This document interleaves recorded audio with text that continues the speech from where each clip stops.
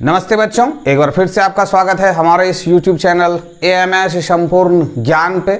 और आज हम फिर से आप लोगों के बीच लेके आए हैं रसायन शास्त्र, बिहार बोर्ड के रसायन शास्त्र के कक्षा 9 का ये दीर्घोत्तरीय प्रश्न उत्तर का वीडियो क्लास है। इसमें हम इस अध्याय के पहले अध्याय का दूसरा ये प्रश्न है।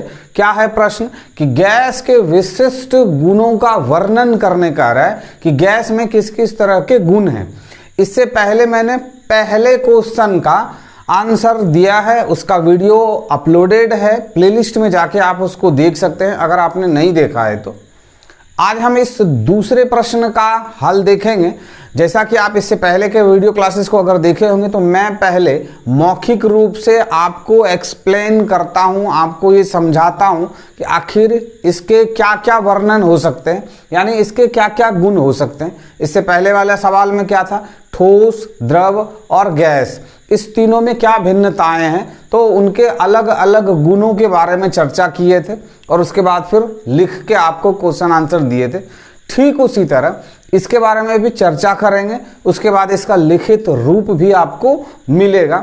तो वीडियो क्लास को आप स्टार्ट से लेके एंड तक जरूर देखेंगे तो आप कॉन्सेप्ट को भी अच्छी तरह से समझ पाएंगे।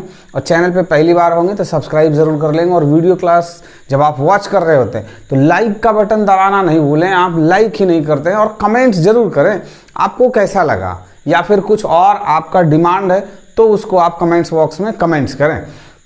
तो सबसे पहला नंबर है कि हमको जो कुछ भी बोलना है वो सिर्फ गैस के ही बारे में बोलना है। तो गैस क्या है? वो एक पदार्थ है, छोटे छोटे कणों से मिलके बना हुआ है। मगर इसके जो छोटे छोटे कणों के जो आपस में चारों ओर कण होते हैं उनके अंदर अंतरानुक आकर्षण बल जो होता है वो बहुत ही न्यून होता है, ना के बराबर होता है, जिस वजह से इनके जो कण होते हैं वो स्वतंत्र रूप से विचरण कर रहे होते हैं, इनमें कोई आकर्षण नहीं होता है। तो सबसे पहला नंबर क्या हो गया कि गैस के कणों के बीच अंतरानुक आकर्षण बल न्यून होता है, ना के बराबर होता है। दूसरा, इसका जो घनत्व होता है वो घनत्व बहुत ही न्यून होता है, इसमें घनत्व होता ही नहीं है। जब आकर्षण नहीं है तो इसमें कोई घनत्व भी नहीं है। दूसरा, आप इस गैस को संपीड़ित कर सकते हैं, यानी आप इसको दबाव देके इसको छोटा कर सकते हैं, छोटी जगह में इसको आप बना सकते हैं। मान के चलिए कि एक सिरिंज जिससे सुई दिया जाता है उसके निडल को आप खोल दें और उसके पंप को खींच लें, उंगली से आप आगे के भाग को दबा दें और नीचे से आप इसको जब प्रेशर लगाएंगे तो वो पिस्टन चला जाएगा। बहुत लास्ट में जाके आपके उंगली, ऊपर वाली उंगली पे बहुत दबाव आएगा और नीचे भी आपको दबाव लगेगा। तो इसका मतलब है कि यहाँ से लेकर यहाँ तक में जो हवा था उसको हमने संपीड़ित कर दिया, यानी उसको दबाव दे दिया, यानी उसमें संकुचन आ गया। इसमें संकुचन भी होता है और प्रसार भी होता है, यानी आप इसको समेट सकते हैं और आप इसको खींच सकते हैं।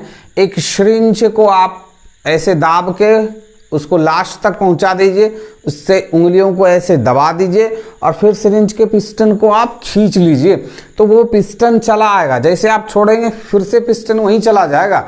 तो इसका क्या मतलब है? उस वायु में प्रसार है, यानी फैलाव होता है। कैसे होता है कि वायु के जो गैस के जो कण हैं उनमें अंतरानुक आकर्षण बल नहीं है, जिस वजह से जब आप खींचते हैं तो उनके जो छोटे छोटे कण होते हैं वो खिंचा जाते हैं, उनमें कोई एक दूसरे के प्रति आकर्षण नहीं होता है, तो उसमें प्रसार हो गया। अब उसमें संकुचन भी होता है, जब आप संपीड़ित करते हैं तो वो संकुचित होता है। संघनन होता है, गैस में संघनन होता है। गैस को अगर आप ठंडा करेंगे तो वो संघनित हो जाएगा, यानी उसके जो कण हैं, गैस के जो कण होते हैं वो हल्की ऊर्जा को भी पाके वो गतिमान हो जाते हैं। लेकिन जब आप उनको ठंडा करते हैं तो उनके जो कण होते हैं वो आपस में सिमट जाते हैं, यानी तब उनका अंतरानुक आकर्षण बल बढ़ने लगता है तो वो एक दूसरे से चिपकते हैं और चिपकते हैं तो फिर वो द्रव में परिवर्तित हो जाते हैं। तो गैस जो है वो संघनित भी हो जाता है। गैस में विसरण के गुण होते हैं। विसरण का गुण क्या कहलाता है? एक दूसरे के साथ बिना सेम प्रकृति का, दोनों अलग अलग गैस हैं, एक सिलेंडर में ऑक्सीजन दे दें, एक सिलेंडर में कार्बन डाइऑक्साइड दे दें, दोनों आपस में इस कदर मिल जाएंगे कि आप उससे फिर ऑक्सीजन और कार्बन डाइऑक्साइड को अलग करने के लिए आपको किसी न किसी प्रक्रिया का सहारा लेना होगा, तभी आप उसको अलग कर पाएंगे। तो गैसों में क्या होता है, विसरण के भी गुण होते हैं। गैस के कण स्वतंत्र रूप से विचरण कर रहे होते हैं, इसलिए गैस के इकाई कणों का जो गतिज ऊर्जा होता है उससे वो कण जिस बर्तन में, जिस आकृति में आप गैस को रखते हैं उस पे वो एक दबाव आरोपित करता है जो गैस का दाब कहलाता है। और गैस का ना कोई आकृति है ना कोई इसका आयतन है, इसको जिस बर्तन में रख देंगे ये उसी आकृति का हो जाएगा, और इसको जिस बर्तन में रख देंगे वो उसी आयतन का हो जाएगा। अगर आप बड़े से जार में थोड़ा सा गैस दे देंगे तो उसका आयतन वही होगा, उसी गैस को संपीड़ित कर देंगे तो उसका आयतन सीमित हो जाएगा। तो इस तरह से गैस के इतने सारे गुण हैं। अब हम इसको लिख लेते हैं। तो फाइनल देखिए इसका जवाब लिखा हुआ है कि गैस में ना तो आकृति होती है ना ही आयतन होता है, डबल होता है हो गया।